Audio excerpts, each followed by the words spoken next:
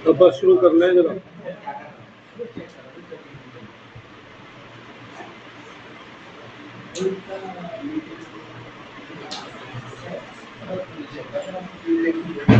अरे क्या हमने सारे डिलीट कर दिए कि नहीं? याद से करना है भैया, आप लोग नया बना दीजिए। हाँ बनाया नया, बोल रहा हूँ ना पुराना।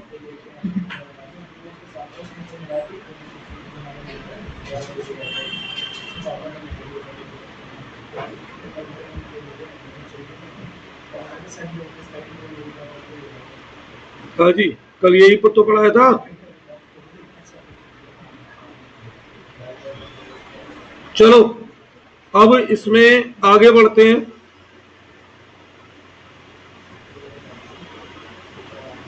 आज सबसे पहले कराना है elasticity of supply.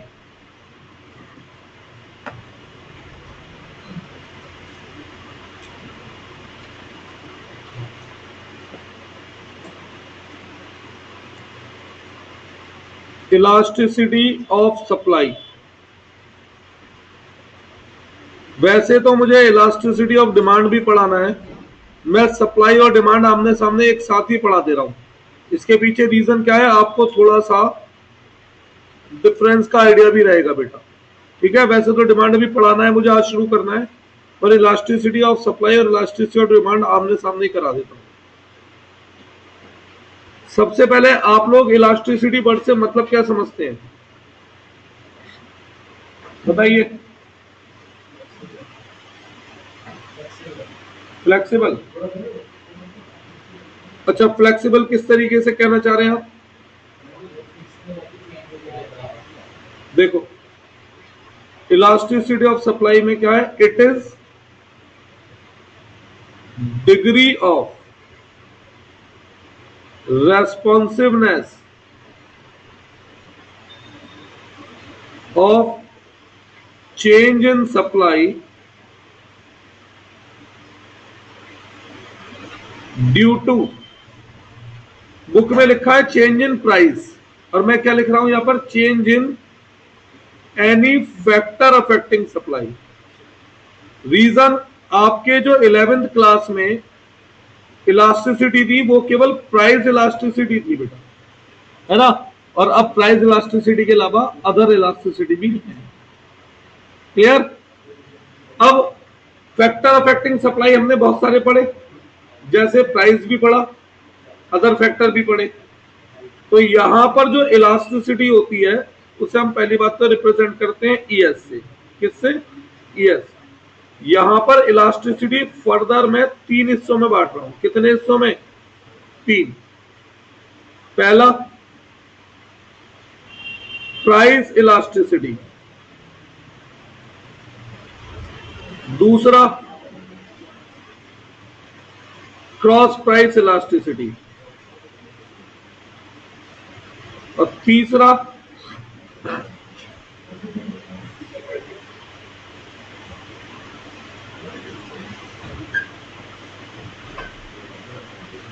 Input elasticity. Input मतलब फैक्टर ऑफ प्रोडक्शन।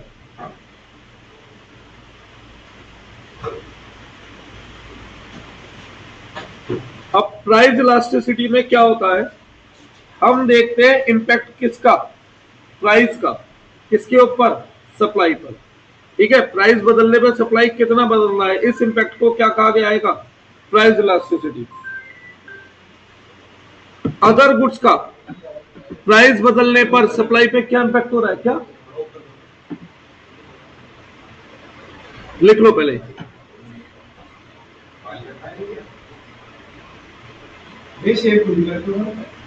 कल तो करा ली थी।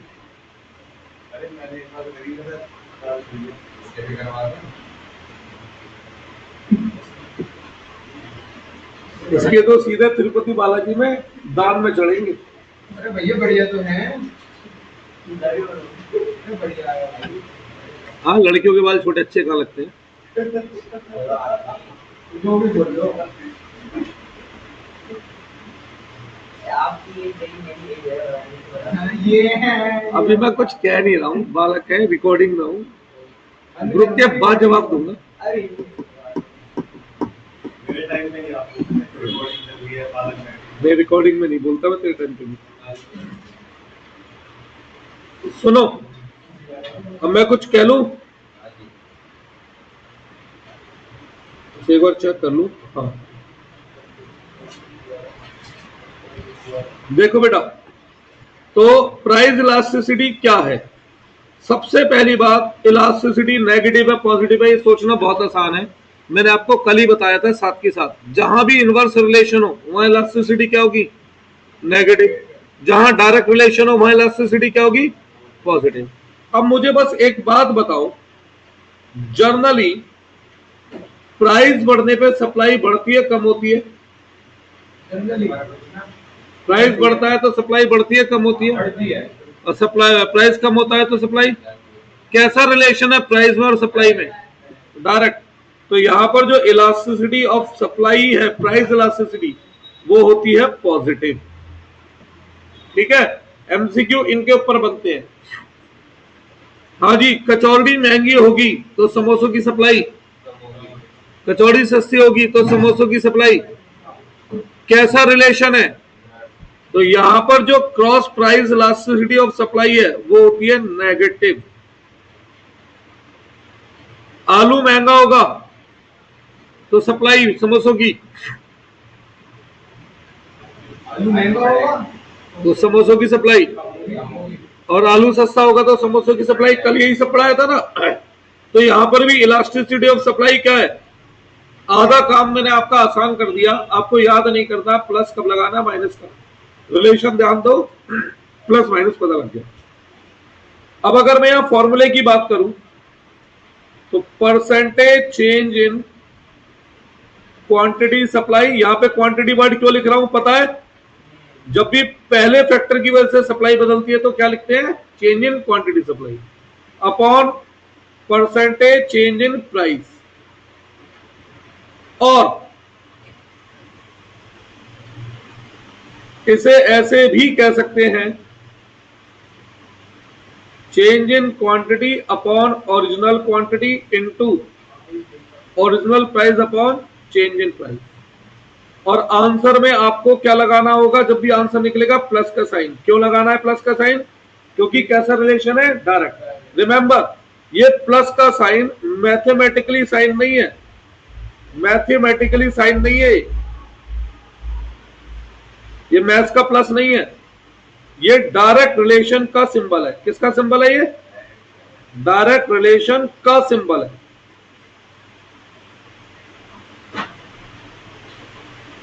ठीक है, अब बात करता हूं अगर मैं किसकी, क्रॉस प्राइस इलास्टिसिटी। तो भाई यहां पे सीधा सीधा फॉर्मूला लिख सकते हैं, percentage change in quantity word लिखकर काट रहा हूं क्योंकि price of related good other factor था, और जब अदर फैक्टर की वजह से सप्लाई बदलती है तो उसे क्या नहीं कहते हम? उसे क्वांटिटी सप्लाई नहीं कहते हैं, उसे केवल चेंज इन सप्लाई कहते हैं। Percentage change in supply of good x upon percentage change in price of good y. यहां पर सप्लाई भी किसकी थी? गुड एक्स की, और प्राइस भी किसका था? गुड एक्स का। यहां पर सप्लाई किसकी है? गुड एक्स की, और प्राइस किसका है? गुड वाई का। इसे और कैसे लिख सकते हैं हम? Change in quantity of good x upon original quantity of good x into original price of good y upon change in price of good y. और यहां पर आपको आंसर में कौन सा साइन लगाना होता है? तो ये माइनस का साइन मैथमेटिकली माइनस नहीं है, ये रिप्रेजेंट करता है किसे? इनवर्स रिलेशन को। किसे रिप्रेजेंट करता है? इनवर्स रिलेशन को। अब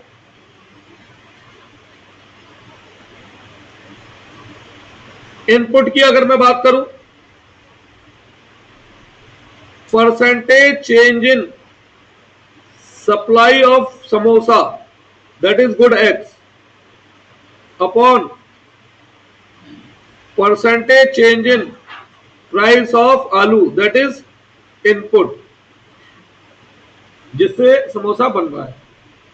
या फिर सेम इसके ब्याप पे क्या फॉर्मूला बन सकता है, change in quantity of good x upon original quantity of good x into price original price of input upon change in price of input.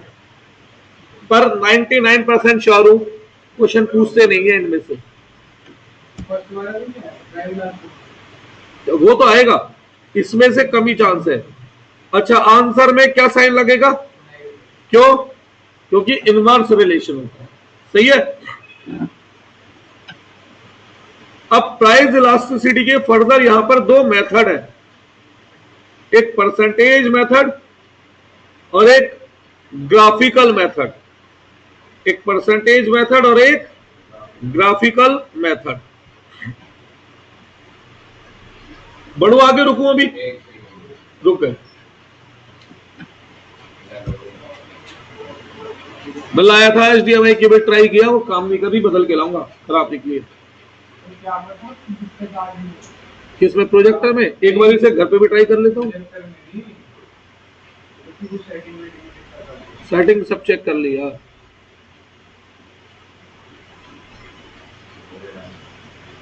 तुम्हें यूज करनी आती है, तुम घर ले जाके यूज करके देख लो किसी चीज में, भाई सही निकलेगा तो ठीक है।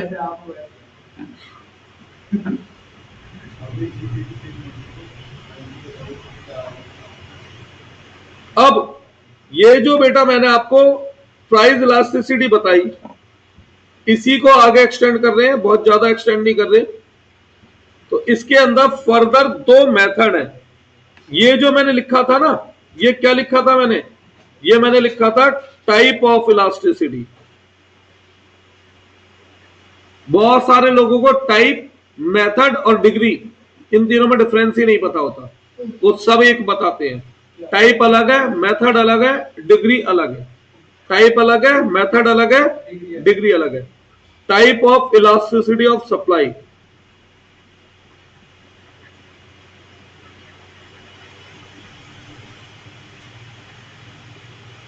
ठीक है। अब बात कर रहा हूं मैं मेथड, किसकी बात कर रहा हूं मैं, मेथड।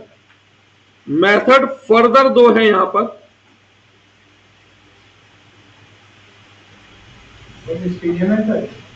डिमांड के भी आएंगे फिर जब डिमांड की करेंगे, हाँ प्राइस के। पहला परसेंटेज मेथड और proportionate method.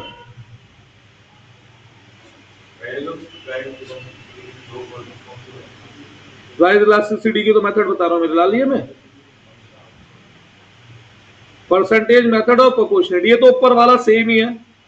ES is equal to percentage change in quantity supply. ये बात तो क्लियर होगी, मैं क्वांटिटी कब लिखता हूं और केवल सप्लाई कब, upon percentage change in price. कुछ बच्चे ऐसे होते हैं जो घर की खेती समझते हैं, जब मन करे आते हैं, जब मन करे गायब हो जाते हैं।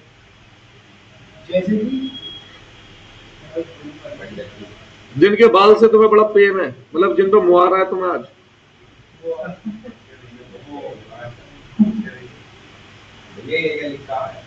क्या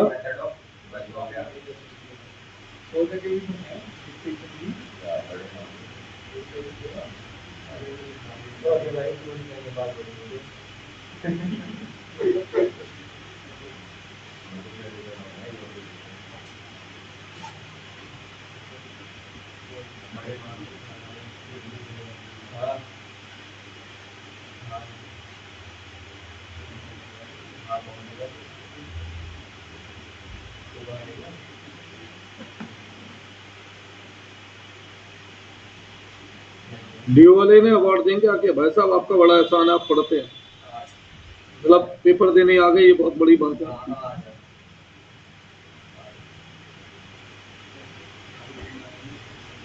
हाँ जी, अब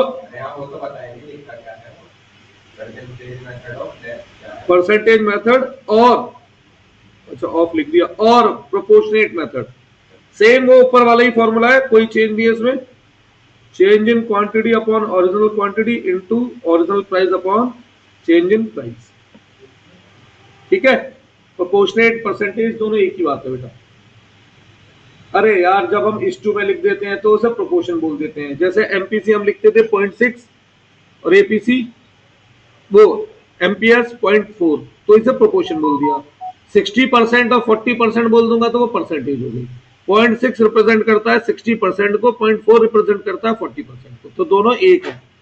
100 में लिख दो इनटू करके तो परसेंटेज, बिना 100 के लिख दो पॉइंट्स में तो वो प्रोपोर्शनल। ठीक है बेटा। अब दूसरा है ग्राफिकल मेथड और डायग्रामेटिकल कह दो और ज्योमेट्रिकल मेथड कह दो।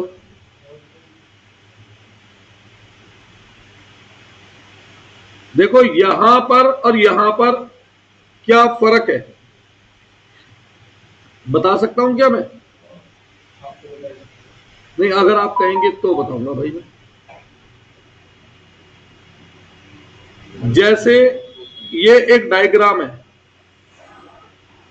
अगर किसी भी कारण से सप्लाई कर्व हमारा ओरिजिन से शिफ्ट होगा तो यहां पर हम कहते हैं इलास्टिसिटी ऑफ सप्लाई है 1। क्या है? 1। किसी भी कारण से अगर सप्लाई कर्व हमारा वाई एक्स एक्सिस को कट करेगा, किसे कट करेगा? एक्स एक्सिस को, तो हम यहां पे कहेंगे E S is less than 1। E S is less than 1। और कोई भी कारण से अगर ये कट करता है किसे? वाई एक्सिस को, किसे? वाई एक्सिस को, तो यहां पर हम कहते हैं E S is greater than 1। बस इतना सा, ये आपको ध्यान रखना है। कई बार क्वेश्चन एग्जाम में आता है, if supply curve passes through positive of x axis then elasticity of supply is क्या है? Less than 1। क्या है? और लेस देन 1 के दूसरे नाम क्या है ये मैं यहां बताऊंगा, क्योंकि मैं इसमें बताऊंगा 5 डिग्री। कितनी? अभी मैंने कितनी डिग्री बात की है? केवल 3 ही तो दिखाई अभी। अब सुनो, डिग्री का मतलब क्या होता है यहाँ? तू ही तो कह रहा है डिग्री क्या होती है, वो बता रहा था मैं।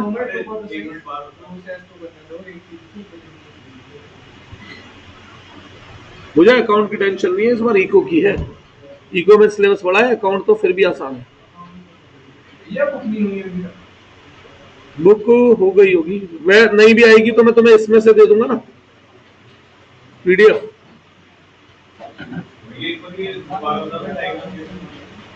भाई मैंने ये बताया, अगर सप्लाई कर्व वाई एक्सिस को कट करेगा तो हम कहेंगे इलास्टिसिटी ग्रेटर देन 1 है।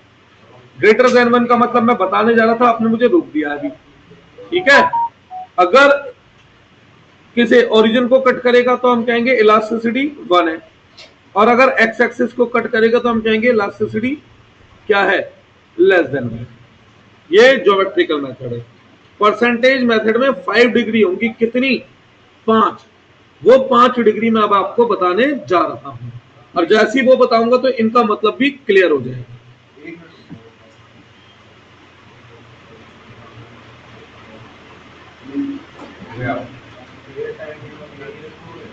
क्या भाई? वैसे तो 11:30 का होता है, पर जिस दिन पार्थ का नहीं होगा उस दिन 10:30 का। मतलब अकाउंट फिक्स है, 11:30 ही हुआ करेगी। कहां से? मैं भी तो तेरी जितनी दूरी से आता हूँ। मैं तो पहले सुबह 7 बजे पढ़ाता हूँ, फिर उसके बाद यहाँ के 2 घंटे टाइम पास कर। आज नहीं था पर जाता तो। अब बैठा तो मैं तुम्हारे आने से पहले आज भी था ना।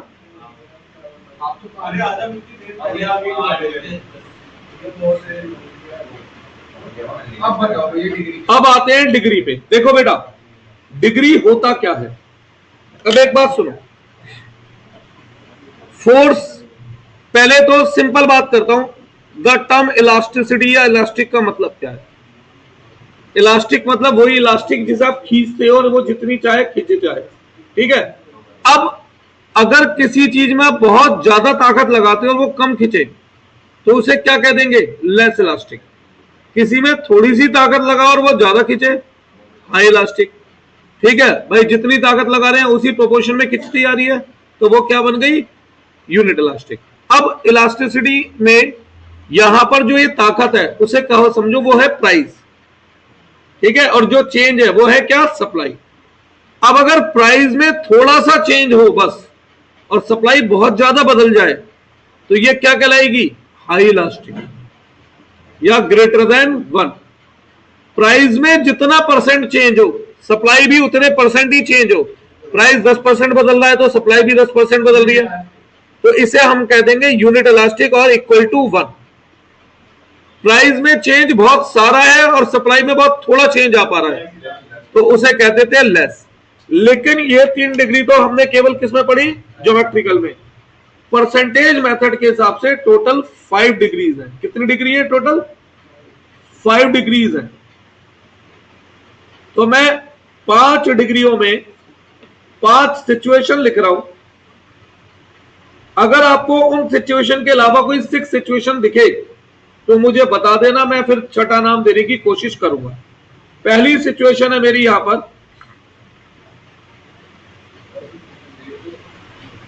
भाई डायग्राम से दिखाता हूं।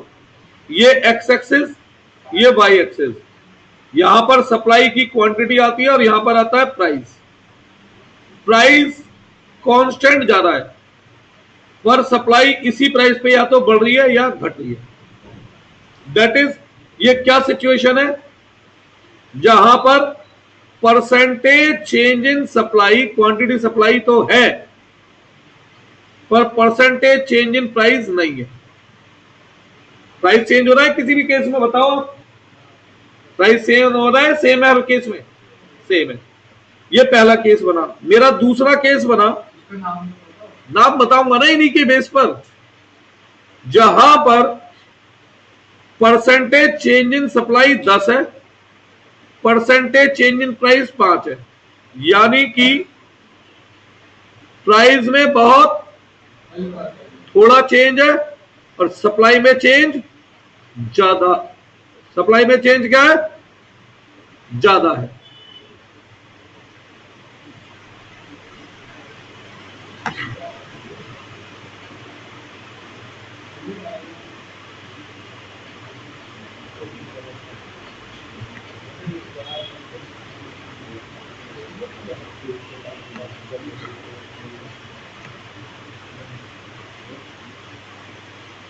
अबे यार ये ऐसे आना, ठीक है। अब तीसरी सिचुएशन बना रहा हूं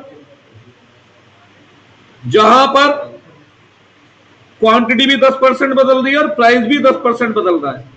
यानी कि जितना प्राइस में चेंज दिखेगा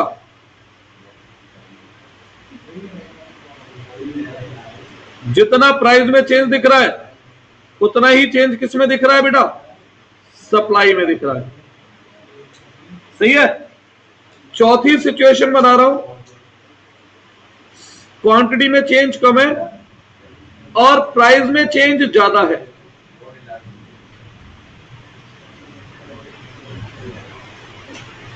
प्राइस में चेंज ज्यादा है और क्वांटिटी में चेंज कम है। और लास्ट 5th सिचुएशन, क्वांटिटी में कोई चेंज नहीं है, सारा चेंज केवल किस में है, प्राइस में। तो क्वांटिटी भाई साहब अपनी जगह पे बिल्कुल फिक्स अड़िग खड़ी है कि मैं यहां से चेंज नहीं होंगी, चाहे प्राइस बढ़ जाए और चाहे प्राइस कम हो जाए। कोई 6 सिचुएशन आपकी निगाह में बनती है तो मुझे बता दो। कोई भी 6 सिचुएशन बनती है तो बता दो भाई। एक बार ऊपर चेंज है नीचे 0 है, एक बार ऊपर चेंज ज्यादा है, एक बार ऊपर नीचे चेंज बराबर है, एक बार नीचे चेंज ज्यादा है और एक बार केवल नीचे चेंज है। कोई 6 सिचुएशन बने तो बताओ, सोच लो माइंड में। जो ये 5 सिचुएशन है यही 5 डिग्री बनेगी। कोई छठे केस बताओ, दोनों में चेंज नहीं है। समझ, अभी दिखाते हैं डायग्राम। मतलब अरे एक कॉमन डायग्राम बनाऊंगा इसका यहाँ साइड में, हाँ वहां बराबर आके कोई ना देखेगा।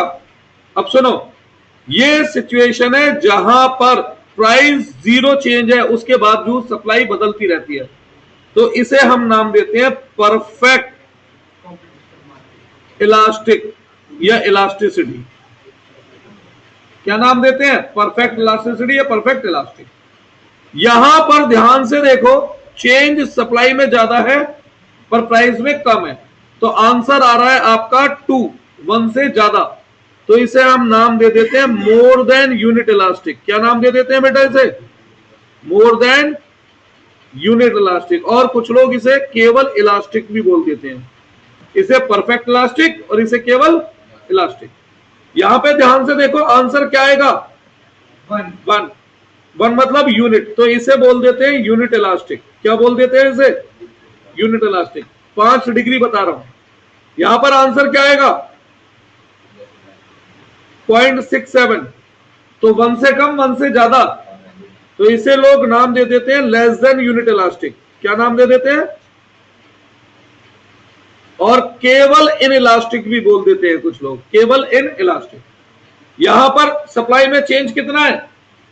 0, तो इसे नाम देते हैं in elastic, perfect in elastic, क्योंकि केवल इन इलास्टिक मतलब थोड़ा बहुत चेंज है, और परफेक्ट इन इलास्टिक मतलब कोई चेंज नहीं है। तो ये 5 डिग्री है। इन 5 डिग्री का एक कॉमन डायग्राम बना रहा हूं, ठीक है? एमसीक्यू के हिसाब से कराना है, इसलिए मैं थ्योरेटिकल नहीं लिख रहा हूं चीजें, मैं उस वे में लिख रहा हूं कि एमसीक्यू क्रैक हो। थ्योरी में इसी को शब्दों में नहीं लिख सकते भाई। क्या लिखोगे यहाँ पे अगर थ्योरी बनानी हो तो?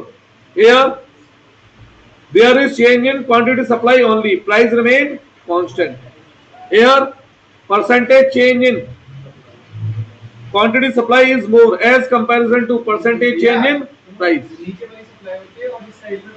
बेटा हमेशा हमेशा याद रखो, पूरी इकोनॉमिक में, इन फुल पूरी इकोनॉमिक में जो भी यूनिट वाले पैरामीटर है वो हमेशा एक्स एक्सिस पे आते हैं, और जो भी रुपीज वाले पैरामीटर है वो हमेशा किस पे आते हैं? अब फॉर एग्जांपल कॉस्ट, यूनिट नीचे कॉस्ट साइड में, रेवेन्यू यूनिट नीचे रेवेन्यू साइड में, डिमांड यूनिट नीचे प्राइस साइड में, सप्लाई यूनिट नीचे प्राइस साइड में। तो जो भी रुपीज पैरामीटर है वो हमेशा किस पे आएगा?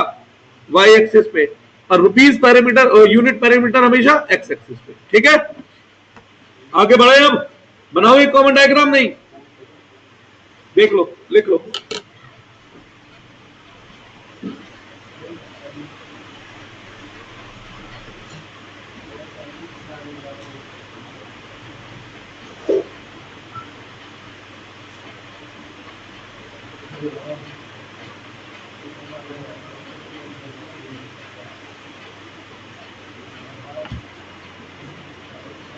मुझे लग रहा है एक कारण ये भी हो सकता है, शायद ये नेट बीच में डिस्टर्ब होता है यहाँ पे, इसका लगा हुआ है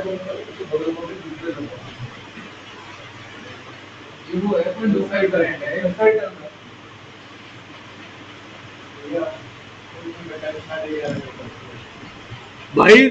मैं तो 7 बजे भी करने वाला हूँ अभी, बहुत जल्दी। हाँ 6 घंटे की क्लास होगी। हाँ जा, दिल्ली जाना तो मेहनत करो, ये तो है नहीं दिल्ली वाले तुम्हारे हिसाब से। दिल्ली में पेपर भी सुबह 7 बजे की शिफ्ट पे होगा, 5 बजे निकलना होगा। जाना है तो पढ़ो, ये क्या है कि सोना है हमें और ये करना है। मम्मी कितने बजे निकलती है जॉब के लिए? अच्छा 11 बजे के बाद निकलती है।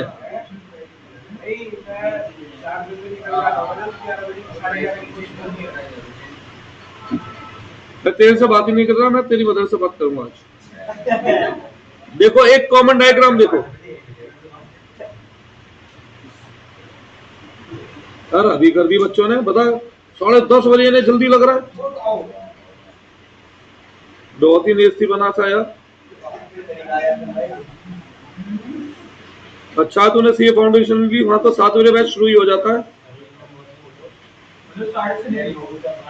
अरे भैया 7 बजे कैसे? एक दिन नहीं होगा ना। अब मैं कुछ पढ़ा दूं, अगर आप पढ़ना चाहें तो देखो बेटा, 5 शेप बना रहा हूं।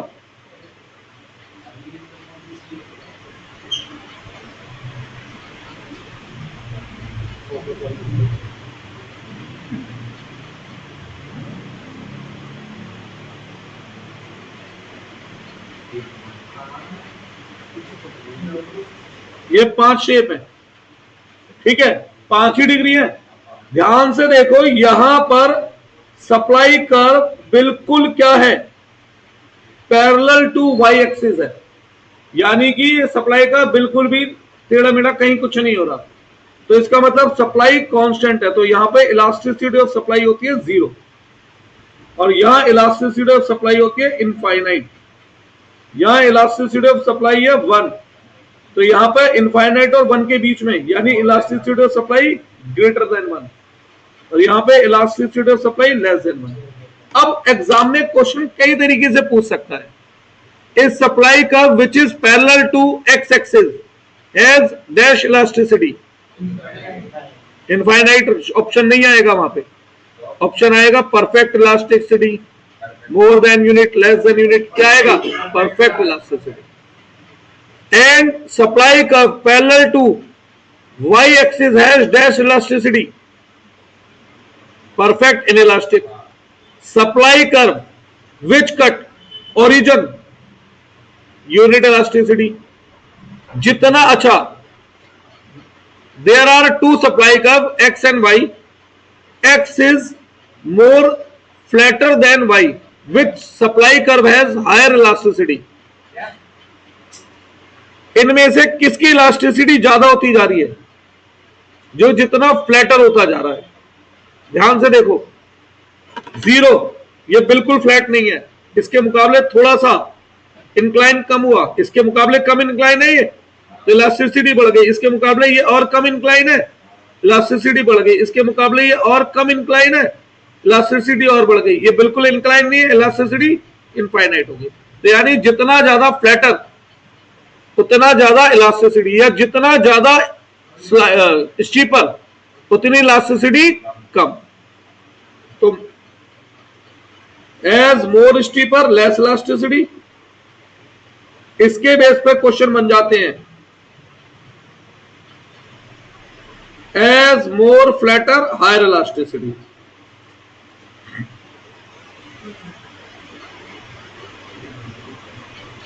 अब कुछ बातें मैं जर्नली मुंह से डिस्कस कर रहा हूं, लिख नहीं रहा हूं भाई।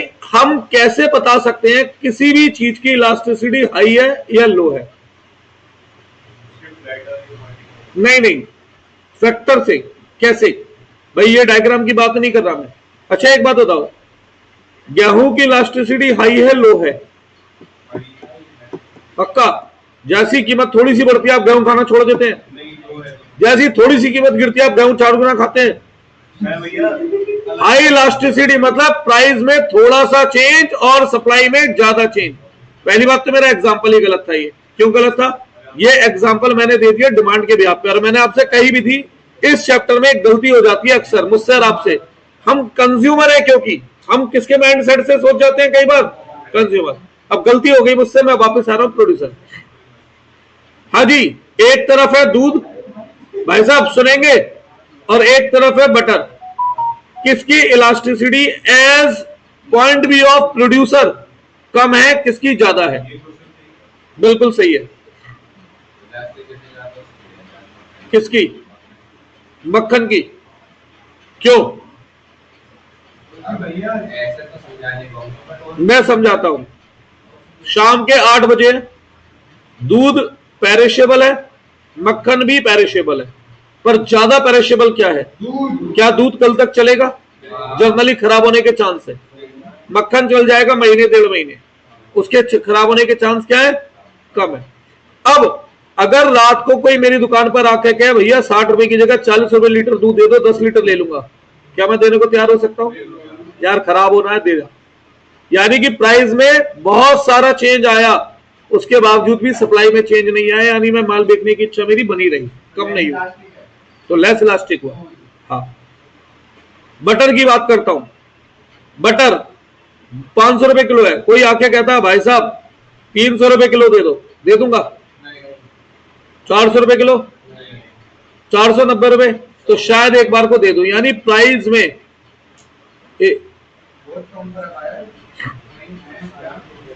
मतलब जो मेरी बेचने की इच्छा है वो फ्लेक्सिबल है या लेस फ्लेक्सिबल है, ये बताओ। नहीं नहीं, बैठ जा।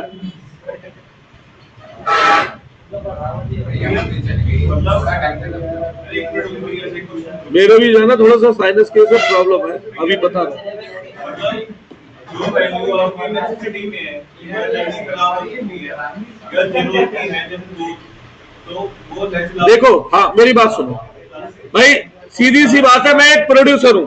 अगर किसी चीज को बेचने की इच्छा मेरी अड़िग है, नहीं बदलती आराम से, प्राइस में बहुत सारा चेंज हो रहा है तो भी नहीं बदल रही, तो उसे क्या कहा जा रहा है? Less elastic. प्राइस में थोड़ा सा भी चेंज हो रहा है तो मेरी बेचने की इच्छा बदल जाए।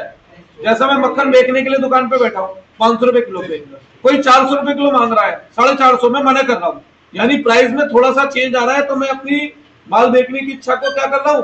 समाप्त कर रहा हूं, तो वो हाई इलास्टिक है। लेकिन दूध की बात करूं, रात के समय भाई कीमत उसने गिरा दी सीधी मेरी 40%, उसके बावजूद भी मेरी माल बेचने की इच्छा पे असर नहीं आ रहा, यानी मैं माल बेचना चाहता हूं, तो वो क्या है? Less elastic. इलास्टिक मतलब चेंज, इलास्टिक मतलब चेंज। क्या दूध बेचने की इच्छा मेरी बदल रही है? वो बेचना चाहता था, बेचना चाह रहा हूं, चाहे कीमत कम मिले। जब कीमत कम मिल रही है तो मक्खन बेचने की इच्छा बदल गई? बदल गई। जब कीमत सही मिल रही थी तो मैं मक्खन बेचना चाहता हूं, कीमत कम मिल रही है तो मैं मक्खन नहीं बेचना चाह रहा। कीमत बदलते ही मक्खन बेचने की इच्छा पे असर ज्यादा आ रहा है। सोने वाला एग्जांपल भाई कंज्यूमर के हिसाब से मत जा, प्रोड्यूसर के हिसाब से जा। और सोने वाला एग्जांपल अभी आएगा, अभी आएगा दूसरे फैक्टर में। अरे एक बात बता, कोई चीज पेरिशेबल है तो कीमत कम होने के बाद भी उसे बेच दोगे नहीं बेचोगे? तो जो चीज कीमत गिरने के बावजूद भी आप बेच रहे हो वो लेस इलास्टिक। कीमत कम होने पर आप उसे नहीं बेच रहे,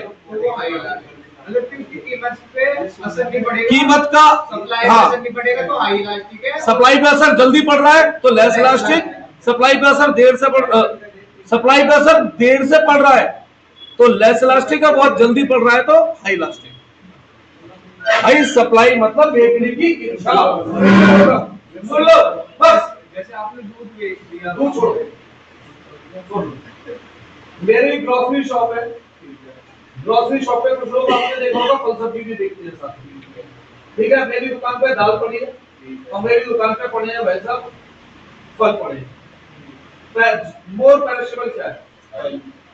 तो कौन सी ऐसी चीज है जिसे कीमत कम होने के बावजूद आप बेचने के लिए तैयार रहे? आप अभी भी बेचना चाहते हो, कीमत कम होने के बाद भी बेचना चाहते हैं, तो क्या फल बेचने की इच्छा में आपकी कोई चेंज आ रहा है? नहीं।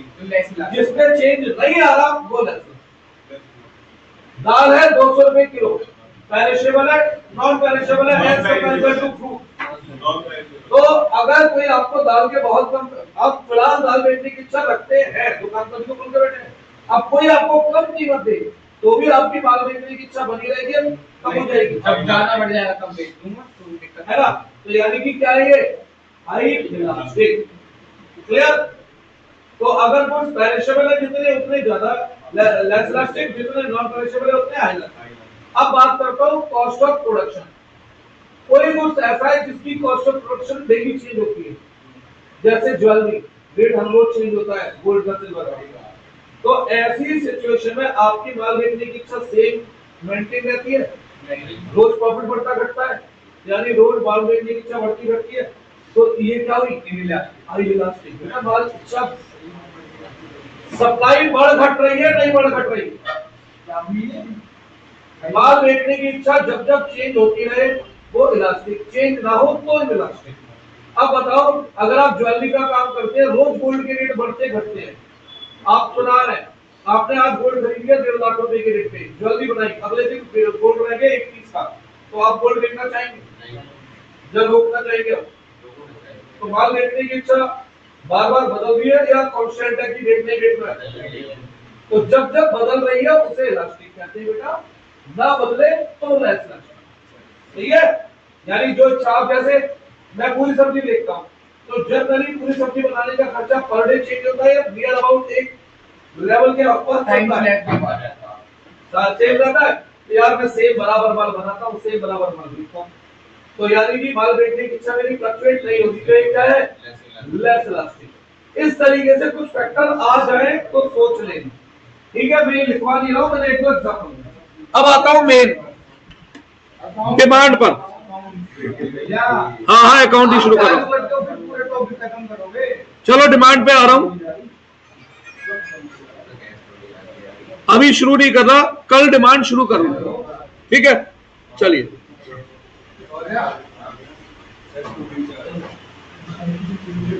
एक मिनट बेटा, वहीं गई रखी होगी।